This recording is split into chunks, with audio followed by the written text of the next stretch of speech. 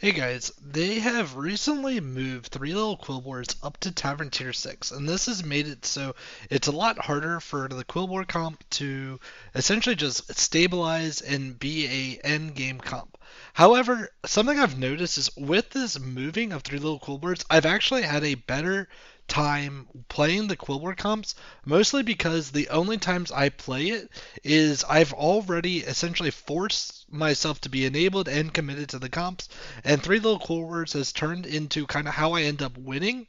Um, so yeah, wanted to kind of walk through how I actually play Quillboards, how I think about them, how to actually enable, commit, and kind of just the different thought processes I have during the game.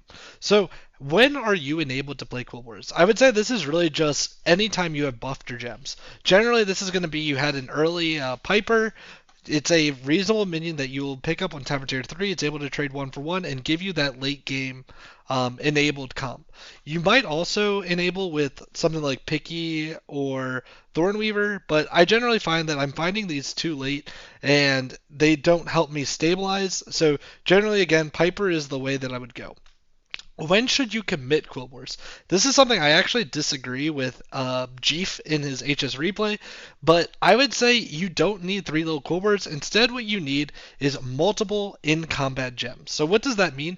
You should have some way of where you're actually playing at least 3 gems. So this would be from three little QUILBOARS, but there are a lot of other ways to actually get this. The easiest way that you will generally find is from using Bonker and Crone. Again, this might be from three little QUILBOARS, it might be from your trinket, but you should have a way that you're getting essentially 3 gems a turn, and that is how you can actually be committed to QUILBOARS. Next, I'm going to talk about some of the different baits that I find during the game. First one would be holding on to Warlord too late. I think really you should be thinking of this as a 6/6 minion no matter what your gems are.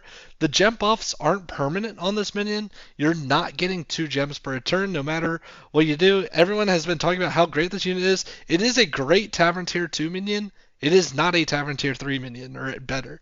Again, another one would be something like Thornweaver. It's early, it's good. However, you generally want to replace it by any of the core or add-on cards once you've committed to the comp.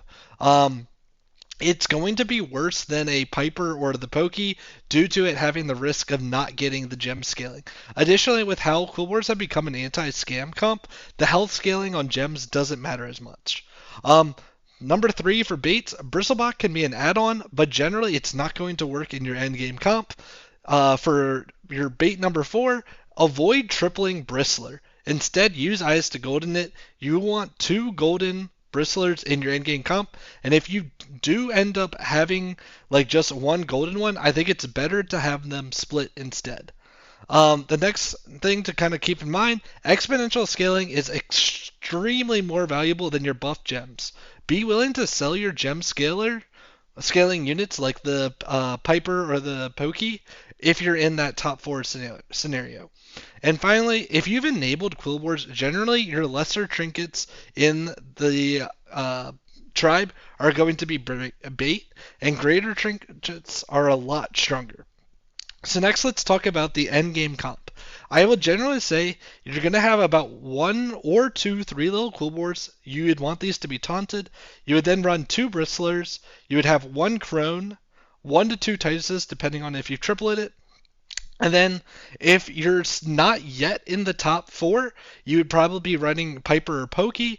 Once you're in the top 4, you should be thinking about subbing out your gem scaling for a tech unit, either some type of Venom, it's maybe a Sundari Straight Shot, something kind of like that. Obviously, if you don't need to tech, gem scaling longer is good, but do not be afraid to trade those early. So what is the general path for QUILBOARS throughout the game? So again, the most common time you're going to enable it through Piper, and then you'll use Bonker to stabilize. Once you have Bonker, you can start adding Bristler, and then after Bristler, add on Bristlebot as add-on cards. Once you are also after Bonker, you can potentially sub your Piper for Pokey. Finally, after you have Bonker, you're then going to finally commit once you find the Crone. Once you have Crone, you're next going to want to sub your Bonker for 3 little QUILBOARS. After 3 little QUILBOARS, you can then add Titus. once you have the Titus, you can drop the Bristlebuck if you were picking that up, and then you'll finally drop your gem scaling for tech units in the last couple fights. Finally, let's look at a couple of the different trinkets that you'll have to pick from. The first one, just doing these in alphabetical order, kind of quickly through each of them. The first one was a gem. This is going to be best with Drakari and then like a bunch of scam and tech units. This is the one that's like the only meta way that you can play that's really not in combat QUILBOARS, but you'll instead be running more of a menagerie type comp.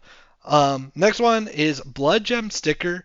This is a very good anti-scam trinket. Do not put gems on your 3 little QUILBOARS. You should only run 1 3 little QUILBOARS, and it must be taunted. Do not summon like a 1/1, you know, golem from this. Make it so it's going to be your biggest ones, and obviously start moving over to more bristlers, more tech units instead of running 2 of the 3 little QUILBOARS. Bloodbound earrings, I generally find that these are just going to be very weak. I would rather take a neutral trinket over these. Bristleback portrait, again, this is another one that I think is weak, mostly just because it's too expensive. I would only pick it up if you've enabled QUILBOARS and have a lot of like undead beast types, units that are able to kind of like, I don't know, have a lot of summons. This is one where I would potentially also take it if dragons are enabled and turn this into like a poet amalgam type comp with that. Next one, just looking at the compasses, I would say they're okay to pick up, but they're not as good as previous metas. The biggest reason for this is QUILBOARS used to be like a cycle comp, basically off of Prophet of the Boar, and that's just not the current meta right now. Deathly Phylactery, I generally think this is a very good lesser trinket to pick up. It will let you find your Piper early, and you can potentially sub it out for the Death Rattle effect for your 3 little QUILBOARS in the late game. Looking at the Blood Gem, Blood Sticker, the lesser and greater ones, I find these to be very weak. They kind of have the effect of forcing you to commit to the comp with only giving you the like gem buffs, which is really just an enabled effect. Hoggy Banks, I generally think these are going to be very weak as well. Gem playing is kind of focused around like in combat, and it's not from just like playing them during the shop phase, so this kind of just becomes kind of weak. Hogwash Basin. This is an extremely strong trinket to pick up. It's very important that you have Crone, but this gives you essentially 6 blood gems at the start of every combat, which is just very strong. It's just another like exponential scaling that you get to add to your comp. Jar of Gems is kind of meh.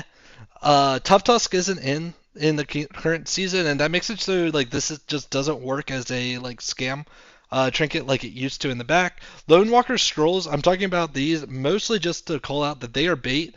Again, gem generation is lacking in the current meta, and you're more likely going to get your gem buffs from in combat.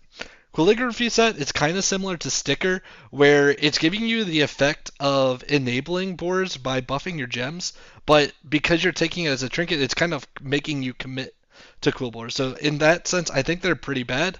Calling out Reflective Pendant, another lesser trinket that I think is very good with QUILBOARS. The reason for that is we're a combo comp. We're playing multiple 3 little QUILBOARS. We want a Golden Crone. We want a Golden Titus. We want multiple Bristlers. So getting these duplicates is just very strong. I want to also call out just souvenir stand and trip vouchers. The main thing just for these is, again, I've been talking about how strong greater trinkets are with QUILBOARS. We've talked about maybe 3 or 4 of them that are just very strong. And as long as you're able to stabilize, which QUILBOARS do have the ability to stabilize, getting an extra chance at a good greater trinket is very strong.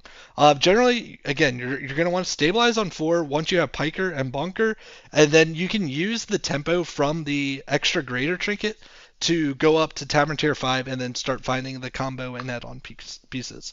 The last thing to call out is just Tough Tusk Sticker. This is the last one alphabetically, and just want to say that it's weak again. Again, the meta is you don't generate enough gems, so it's kind of weak. You're not going to get enough to, put the Divine Shields on your entire comp, so it's weak. So yeah, this is how I kind of see QUILBOARS. This is just kind of how I've been playing through them, and just, like I said, I've been finding a lot of luck sticking to this formula. If you don't find the formula, obviously don't play the comp, play something else instead. But if you're following this, you're very reliably going to get into that top 2 scenario. So good luck on your guys' climb. Hope it helps you. Please like, subscribe, leave a comment if you have anything. Have a good one. Bye.